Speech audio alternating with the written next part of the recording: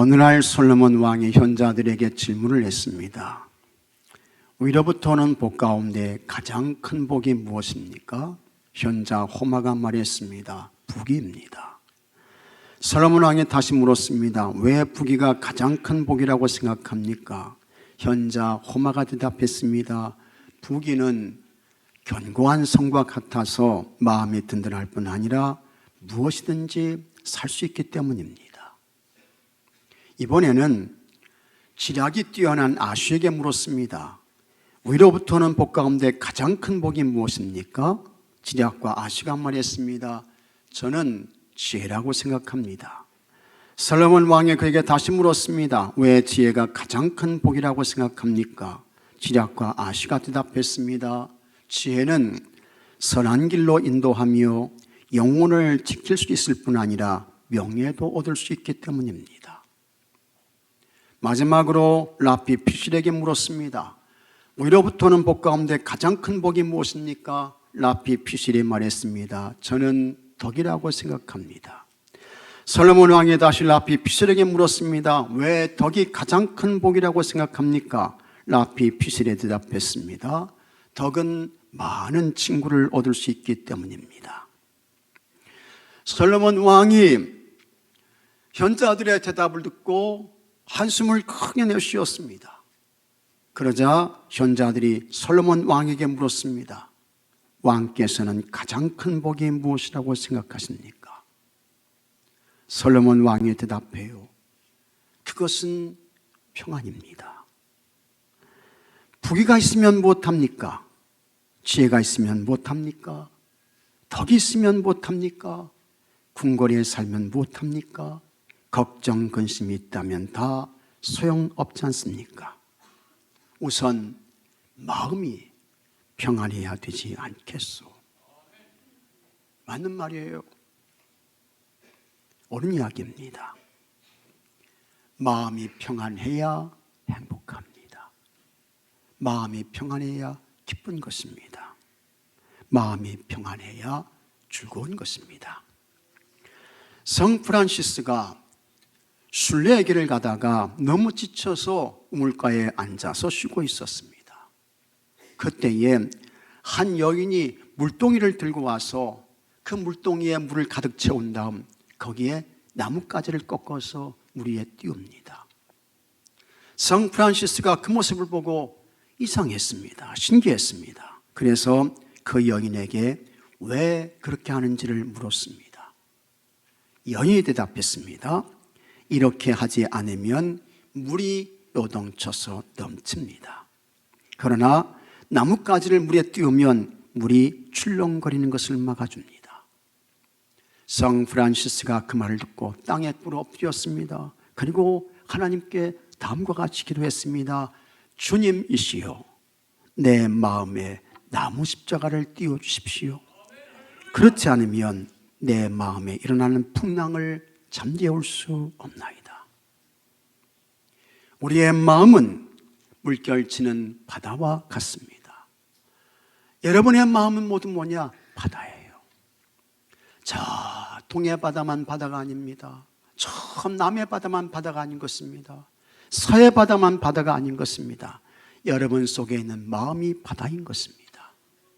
그 바다가 잠잠해야 합니다. 고요해야 하는 것입니다. 어떻게 바다가 잠잠할까? 고요해질 수 있을까?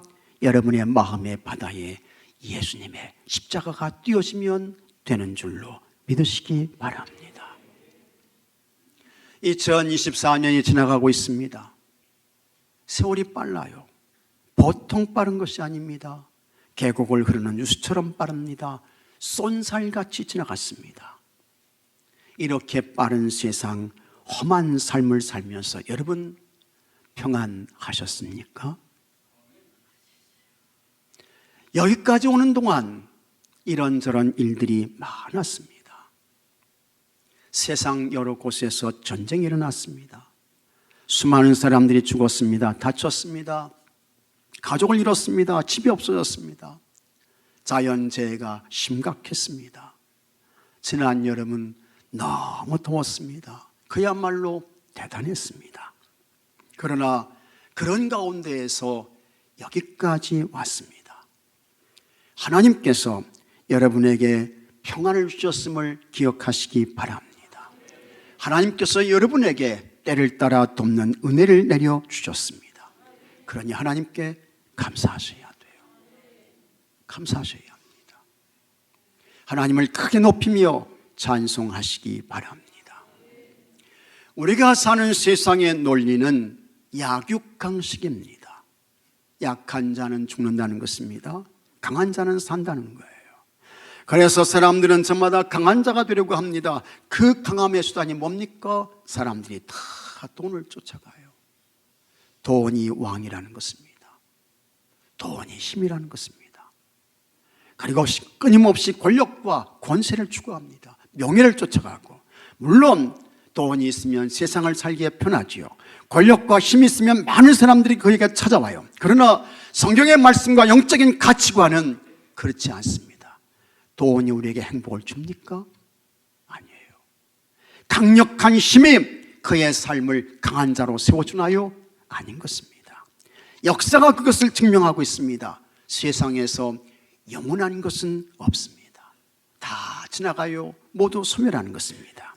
하지만 영원하신 분이 있습니다. 그분은 하나님이십니다.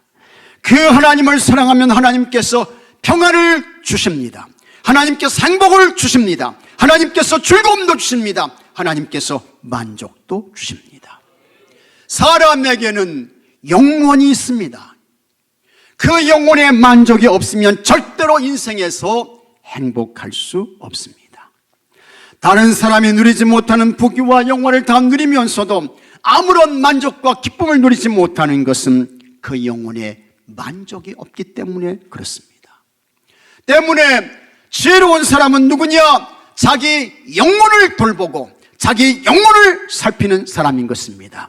사도 요한이 말씀했습니다. 요한 3서 1장 2절에 사랑하는 자여 내 영혼이 잘됨 같이 내가 범사에 잘되고 강건하기를 내가 간구하노라. 여러분의 영혼이 잘 되기를 축복합니다. 그러기 위해서 하나님 안에 계셔야 돼요. 하나님 성민으로 사셔야 하는 것입니다. 성경에서 영혼이 아주 잘된 사람이 있습니다. 그는 야곱입니다. 이 야곱은 하나님께서 주시는 은혜와 복을 가장 많이 받고 누린 사람이에요. 그러나 야곱은 처음부터 그런 사람은 아니었습니다. 야곱은 에서와 쌍둥이로 태어났습니다. 에서는 형입니다. 야곱은 동생입니다. 그런 야곱은 형에게 지고 싶은 마음이 없었습니다. 형을 꼭 이겨야 돼. 그래서 태어날 때에도 이 형에게 지지 않기 위해서 발꿈치를 붙잡고 나와요. 같이 나온 거예요. 동시에 출생했습니다. 그래서도 야곱은 동생이었습니다. 처자였습니다. 야곱은 장자의 명분을 차지하고 싶었습니다. 그래서 사냥하고 돌아온 배고픈 형 에서를 팥죽 한 그릇으로 유혹합니다. 착한 동생이라고 하면 배고픈 형에게 얼마든지 팥죽이 아니라 그 이상도 주는 거예요. 그것이 가족입니다. 형제인 것입니다. 그러나 야곱은 그런 사람이 아니었습니다. 팥죽 한 그릇으로 에서가 가졌던 이 장자의 명분을 야곱이 차지하게 됩니다. 또 야곱은 어머니 리브가와 모세를 꾸며서 아버지 이삭을 속입니다. 어머니 리브가가 이삭의 입맛에 맞는 별미를 만듭니다. 그리고는 그것을 아버지 이삭에 갖다 주면서 아버지의 축복을 받으라고 하는 것입니다. 구약시대에 아버지는 가정의 제사장이었습니다. 그래서 아버지가 축복하면 그것이 누구의 축복이 되는 거예요? 하나님의 축복이 되는 것입니다. 에서가 사냥을 마치고 돌아왔습니다. 아버지를 위해서 별미를 만들었습니다. 그리고는 그것을 드리면서 아버지 나에게 축복해 주세요. 이삭이 깜짝 놀랍니다. 이미 모든 것을 다 축복했다. 이제는 더 이상 너에게 줄 축복이 없어. 에서가 야곱에게 속은 것을 알게 됩니다.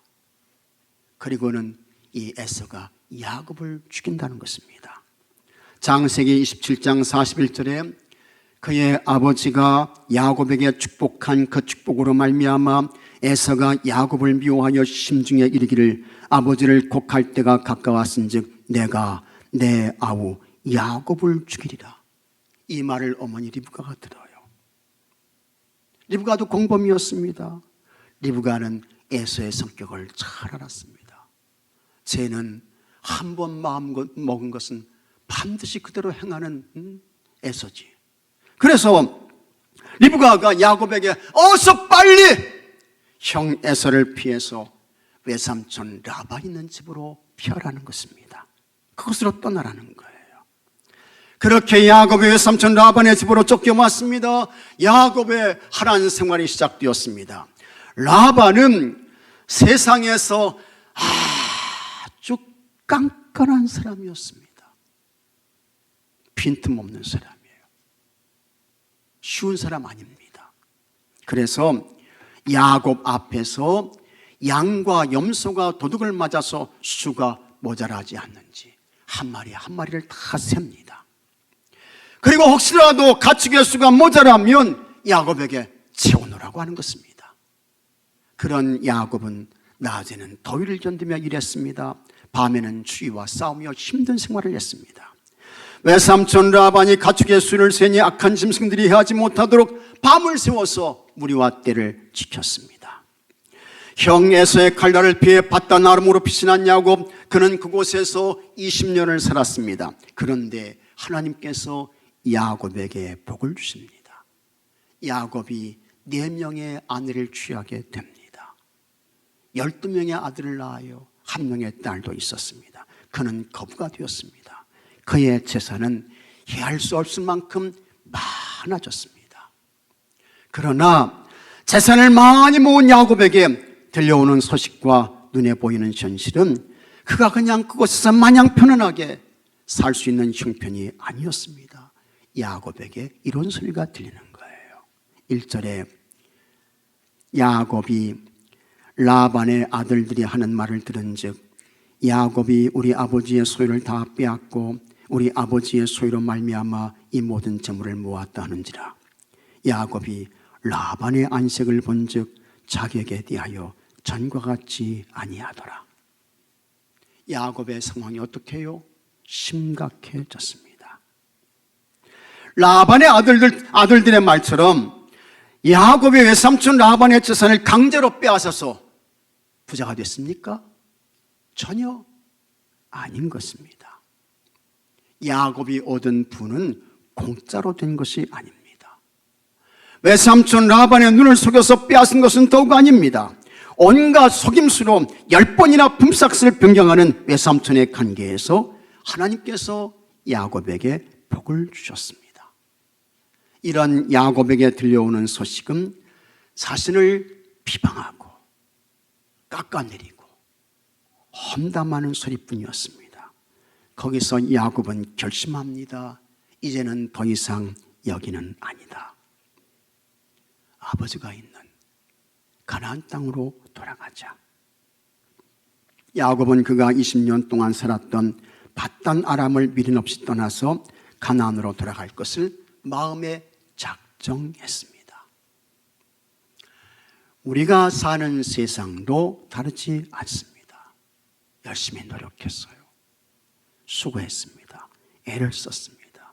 좋은 결과를 얻었습니다. 그러면 세상의 사람들이, 옆에 있는 사람들이 칭찬해야죠. 축복해야 합니다. 고생하셨습니다. 애쓰셨네요. 격려해야 하는 것입니다. 그러나 여러분, 세상이 정말 그렇습니까? 그렇던가요? 아니에요. 이 세상과 사람들은 남이 잘 되는 것을 놔두지 않습니다. 그래서 비방하고 비난하고 험담하고 온갖 뒷담화를 하고 흠집을 내려고 모든 수단을 동원하고 흔들어대는데 열심입니다. 바른 양심이 통하지 않습니다. 정직에 힘을 쓰지 못해요. 바르게 살려고 노력하면 할수록 더 큰 불이익을 당합니다. 야곱이 밧단 아람을 떠났습니다. 야곱이 이렇게 밧단 아람에 머물지 않고 가나안으로 돌아왔던 것처럼 하나님의 사람인 성도들도 여러분 이 땅에 안주하는 것이 아닙니다. 그와 같은 생각 버리셔야 돼요. 우리가 궁극적으로 돌아갈 본향이 있습니다. 여러분의 본향이 어디입니까? 하나님 나라, 천국인 것을 믿으시기 바랍니다. 히브리서 기자가 말씀했습니다. 히브리서 11장 16절에 그들이 이제는 더 나은 본향을 사모하니 곧 하늘에 있는 것이라. 이러므로 하나님이 그들의 하나님이라 일컬음을 받으심을 부끄러워하지 아니하시고 그들을 위하여 한 성을 예비하셨느니라. 그래서 예수님 믿는 사람이 행복한 거예요. 우리는 돌아갈 본향이 있습니다. 여러분을 위한 영원한 하나님 나라 천국이 있습니다. 믿으시면 아멘 하시기 바랍니다. 우리는 그 나라를 꿈꾸는 것입니다. 이 나라를 기다리고 기대하며 사는 것입니다.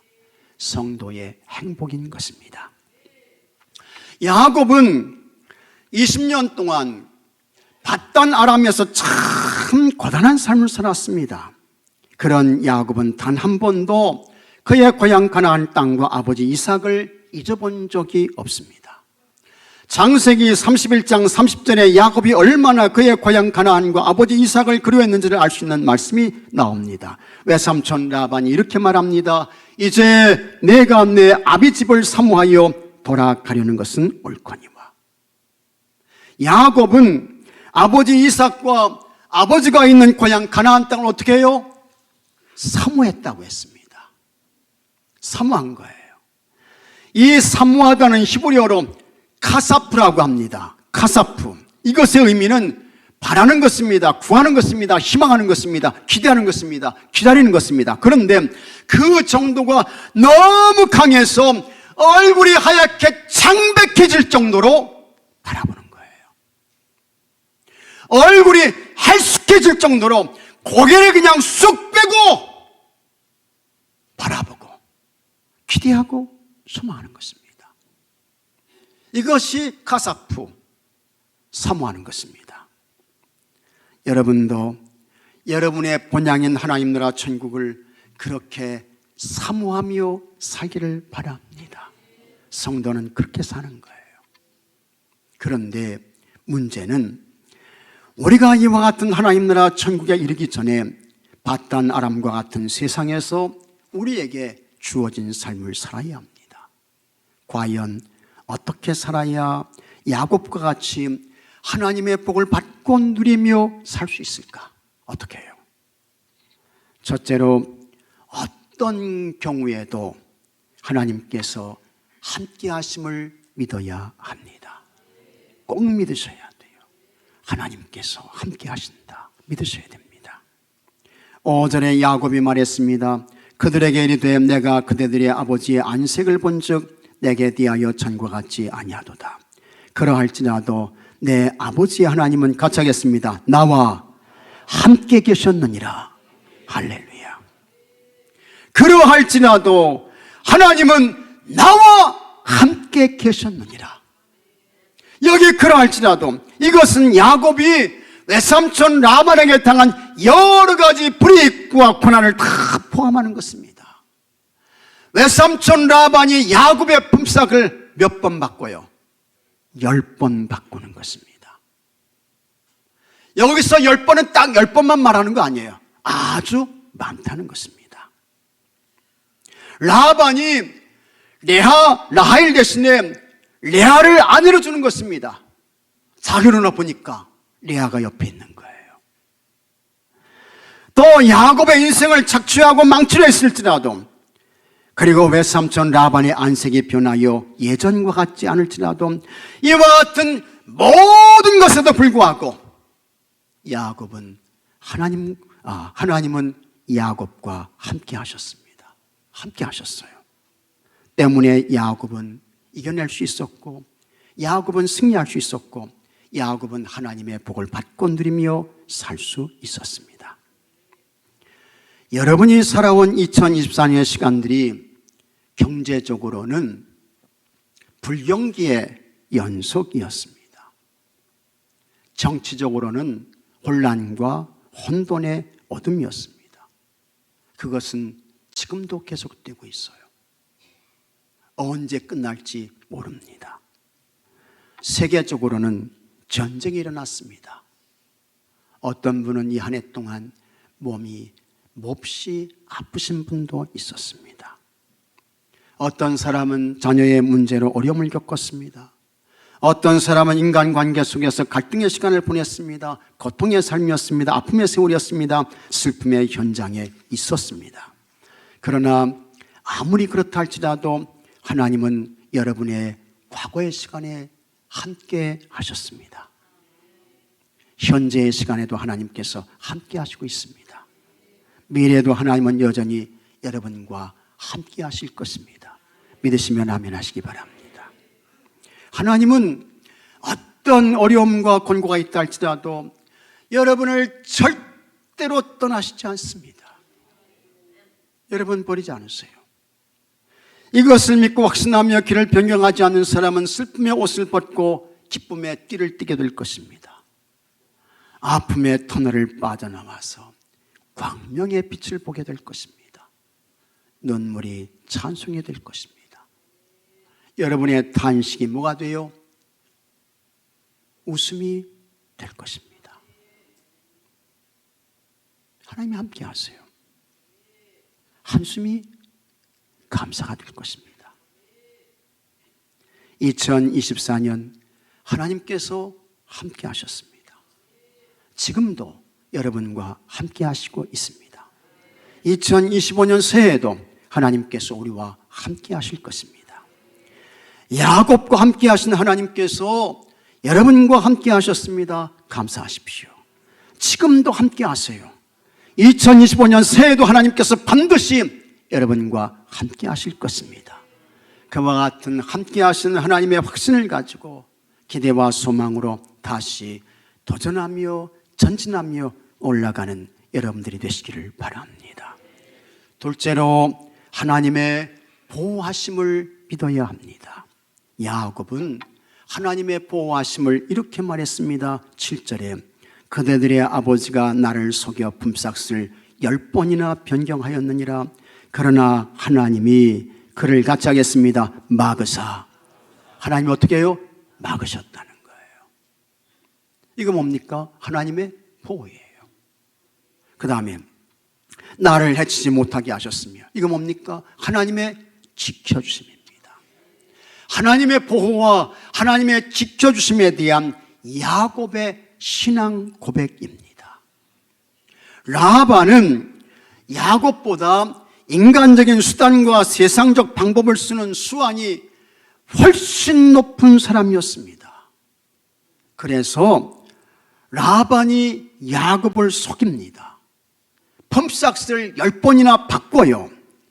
아침이 다르고 점심이 다르고 저녁이 다른 사람이 누굽니까? 라반이에요.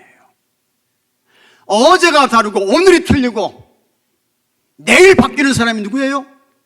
라반이에요.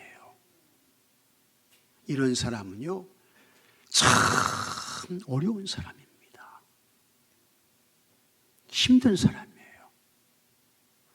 아주 만나면 만날수록 정말 세상 말로 질려버리는 사람인 것입니다. 라반이 그런 사람이었어요.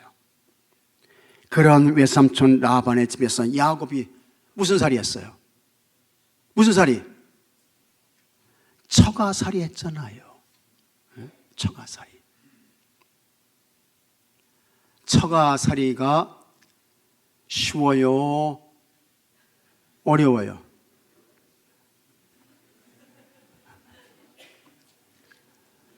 나는 안 살아봐서 모르는데 하여튼 너무너무 어려운 것 같아요. 굉장히 힘든 것 같아요. 그런데 야곱은 라반의 집에서 20년 동안 그와 같은 생활을 한 거예요. 라반 여러분 보통 사람입니까? 아주 아주 어려운 사람이죠. 숨 한 번 크게 못 쉬는 사람, 못 쓰고 사는 거예요. 큰 소리 한 번 내지 못하고 살았어요. 야곱은 라반의 종이나 다름없는 노예의 삶을 살았습니다. 그런데 하나님께서 라반이 야곱을 해하지 못하도록 지켜주십니다. 하나님의 손이 이 야곱을 지키시는 거예요. 라반을 막아주셔요. 야곱이 20년 만에 가나안으로 돌아가기 위해서 이 외삼촌 라반 모르게 밤에 출발을 하죠. 그런데 라반이 그걸 알고 쫓아가는 거예요. 그냥 웬만한 사람 같으면 가서 잘 살았으면 좋겠다, 이렇게 이제 우리가 생각하고 축복하며 보내면 참 어지간한 사람은 다 그렇잖아요. 그런데 라반은 그런 사람이 아니었대도요. 그 야곱을 쫓아가는 것입니다. 며칠을 쫓아갑니까? 7일을 쫓아가죠. 7일을. 하루도 아니야, 이틀도 아니야. 아유 힘들겠네, 어렵겠네, 가서 잘 살라고 보내줘야지, 뭐 그러면 되는데 이 라반은 그런 사람이 아니었습니다. 7일을 추격하게 되는 것입니다. 이 정도면 내가 야곱 붙들면 그냥 두겠다는 거예요? 그냥 두지 않겠다는 거예요? 잘 보내겠다는 거예요? 그냥 두지 않는다. 내가 그냥 절단을 낼 거다, 이런 마음으로 7일을 쫓아가는 거예요. 그 마음에 분노의 마음을 가지고 가는데 놀라운 것은 그 밤에 하나님께서 이 라반에게 찾아오십니다. 꿈속에 하나님이 나타나셔요. 그리고 이렇게 말씀하십니다. 창세기 31장 24절에 밤에 하나님이 아람 사람 라반에게 현몽하여 이르시되 너는 삼가 야곱에게 선악간에 말하지 말라 하셨더라. 라반에게 찾아오셔서 너 야곱 건드리지 마, 그에게 악한 말, 불의한 행동 하지 마. 하나님께서 막으시는 거예요. 하나님께서 야곱을 헤아리는 라반의 관계를 꺾으셨습니다. 그의 악한 계획을 막으셨습니다. 하나님께서 야곱을 완벽하게 보호하셨습니다. 하나님께서 야곱을 온전하게 지켜주셨습니다. 라반이 야곱에게 말했습니다. 창세기 31장 29절에 너를 해할 만한 능력이 내 손에 있으나 충분히 너를 해할 수 있다는 것입니다. 너의 아버지 하나님이 어젯밤에 내게 말씀하시기를 너는 삼가 야곱에게 선악간에 말하지 말라 하셨느니라. 여러분, 이것은 우리도 동일합니다. 하나님께서 2024년 여러분의 모든 과거의 삶에 선한 계획을 하셨습니다. 그리고 하나님께서 여러분을 지키셨습니다. 여러분을 보호하셨습니다. 강한 손 편팔로 붙드셨습니다. 때문에 오늘 여러분들이 여기에 있습니다. 감사하셔야 됩니다. 하나님께 찬송과 영광을 올려드리셔야 합니다. 내 힘 가지고, 내 능력 가지고, 내 실력, 내 방법 가지고 여기까지 온 거 아니에요. 하나님께서 막아주셨습니다. 하나님께서 지켜주셨습니다. 거기서 끝이 아닙니다. 살아계신 하나님은 2025년 여러분의 삶에도 여전히 찾아오셔서 여러분과 함께 하시고 여러분을 지켜주실 것입니다. 시편 127편 8절에 다 같이 읽겠습니다. 여호와께서 너의 출입을 지금부터 영원까지 지키시로다. 아멘. 하나님께서 언제까지 지켜준다고요? 영원까지 지켜주신다는 것입니다. 하나님의 지켜주심, 하나님의 보호하심은 확실합니다. 여러분의 과거를 지켜주셨습니다. 현재도 지켜주십니다. 미래도 지켜주실 것입니다. 그러니 세상이 아무리 비관적인 소식을 쏟아내고 현실이 힘들어도 하나님의 보호와 하나님의 지켜주심을 믿고 다시 도전하며 새롭게 전진하는 모든 분들이 되시기를 바랍니다. 셋째로 야곱은 강권적으로 축복하시는 하나님의 복을 받았습니다. 9절에 하나님이 이같이 그대들의 아버지의 가축을 빼앗아 내게 주셨느니라. 야곱이 어떻게 복을 받았습니까? 야곱이 어떻게 거부가 됐어요? 하나님께서 라반의 것을 취해서 야곱에게 주셨습니다. 하나님께서 야곱에게 복을 주신 거예요. 하나님이 주시니 사람이 막으려고 해도 막을 수 있어요, 없어요? 못 막아요. 하나님이 빼앗아서 주시니 사람이 닫으려고 해도 닫을 수 있습니까, 없습니까? 안 되는 거예요. 그렇게 하나님께서 라반의 것을 빼앗아서 야곱에게 주시니 야곱이 받던 아람으로 올 때에는 뭐 하나 들고 왔습니까? 지팡이 하나 들고 왔잖아요. 하지만 20년이 지난 후에는 굉장한 부자가 됐습니다. 거부가 되었습니다. 야곱에게 복을 주셨던 하나님은 우리에게도 복을 주셨습니다. 2024년에 하나님께서 여러분에게 복을 주셨습니다. 은혜 베푸셨습니다. 하나님께서 평강의 삶을 살게 하셨습니다. 여러분의 기도에 하나님께서 귀를 기울여 들으시고 응답하셨습니다. 그런 우리에게 2024년은 같이 하겠습니다. 위대했습니다. 행복했습니다. 믿습니까, 여러분? 위대한 삶을 사셨어요. 행복의 삶을 사신 것입니다. 그 하나님께서 다시 2025년에 여러분에게 복을 주실 것입니다. 기대하셔도 좋습니다. 하나님은 절대로 우리를 실망시키는 분이 아닙니다. 하나님의 때를 기다리며 기도의 자리에서 이탈하지 않기를 바랍니다. 예배의 자리에서 멀어지지 마십시오. 하나님의 말씀을 쫓아 주의 길을 곧게 가세요. 하나님께서 과거에 복을 주셨습니다. 현재에도 복을 주십니다. 미래에는 더 크고 놀랍고 은밀한 복의 복을 주시고 은혜를 주실 것입니다. 할렐루야. 하나님께서 말씀하셨습니다. 예레미야 29장 11절에 다 같이 읽겠습니다. 여호와의 말씀이니라. 너희를 향한 나의 생각을 하나니 평안이요 재앙이 아니냐. 너희에게 미래와 희망을 주는 것이니라. 아멘. 하나님께서 우리에게 주시는 것은 재앙 아닙니다. 평안 주시는 거예요. 좋은 미래 주십니다. 희망을 주시는 것입니다. 2024년을 사신 여러분 고생하셨습니다. 수고들 많으셨어요. 애 많이 쓰셨습니다. 모든 것이 하나님의 은혜였습니다. 감사하시기 바랍니다. 그리고 다시 하나님께서 우리에게 주시는 2025년에 하나님께서 더 크고 놀라운 은혜와 복을 주실 것을 바라보고 기대하며 도전하고 전진하며 앞을 향해 나아가는 모든 분들이 되시기를 주의 이름으로 축복합니다. 다 같이 머리 숙여 기도합시다. 하나님 아버지, 2024년에 하나님께서 함께 하셨습니다. 지금도 함께하고 계시며 새해 미래에도 하나님께서 함께 하실 것입니다. 2024년 선한 계획을 통해 하나님께서 막아주시고 지켜주시고 보호해 주셨습니다. 지금도 하나님의 보호하심은 계속됩니다.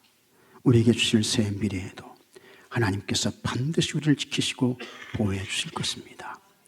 하나님께서 우리에게 엄청난 은혜와 복을 주셨습니다. 감사합니다. 지금도 하나님의 복은 계속되고 있습니다.